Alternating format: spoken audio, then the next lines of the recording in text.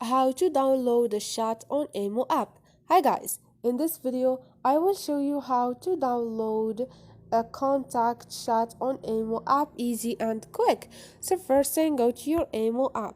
Once you are here, click on the conversation you want.